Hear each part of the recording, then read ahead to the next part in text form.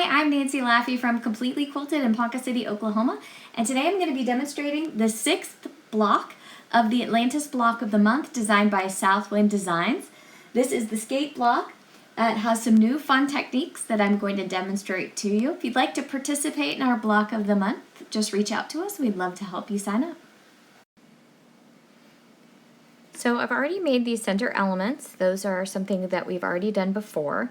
And I'm just going to position my coral pieces here in between these two to create this cool pinwheel block for my center. So those are going to be done. I'm making two that are the exact same. Oops. Get these all clipped together. So they're actually laid out the same, and then they're just flipped around to create that other look for our pinwheel. So I'm going to clip these, I'll sew them, and then I'll show you how the next step goes.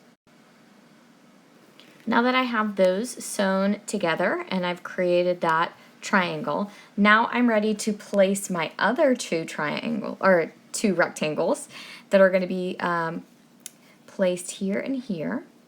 And then I'll place everything right sides together and sew those rectangles inside to create my other triangle pieces. Now that my center is finished, I can set it aside. The next step doesn't look too different. It's big squares with a fold that opens up into a triangle. But after you do this, you're going to fold this wrong sides together in half along that seam line, so you'll have a piece that looks like this on one side and this on the other, and you'll set those aside. Our next units are going to be mirror imaged. So I've already glued these triangles to one of my rectangle backgrounds, and I'll place on top a coral that's going to be sewn into that seam here and here. So you're going to have 4 each of these mirror imaged units.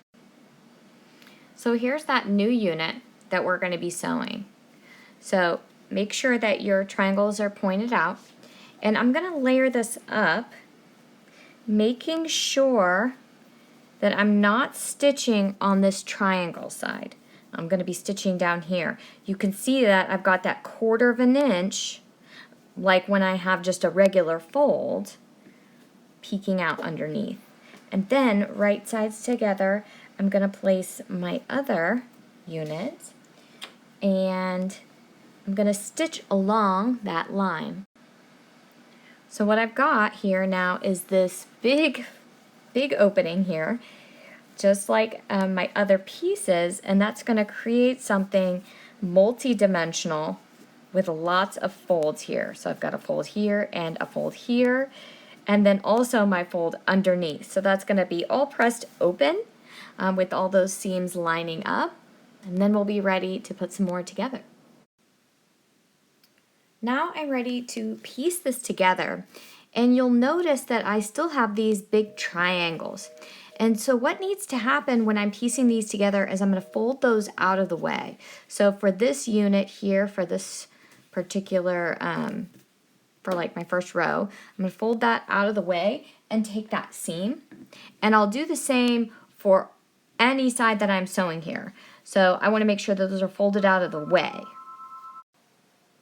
So here's the block after it's been sewn. You can see I've got these large flaps here, and now when I sew my sashings on, that's going to secure all of those so that I'll be ready to do my 3-dimensional curves.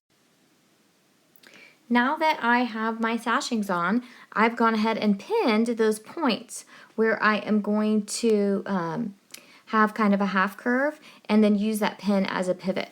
And everything else will be pulled back and stitched down completely. The skate block is finished. This is the 6th month of our Atlantis Block of the Month. I hope you had fun with some of these new techniques.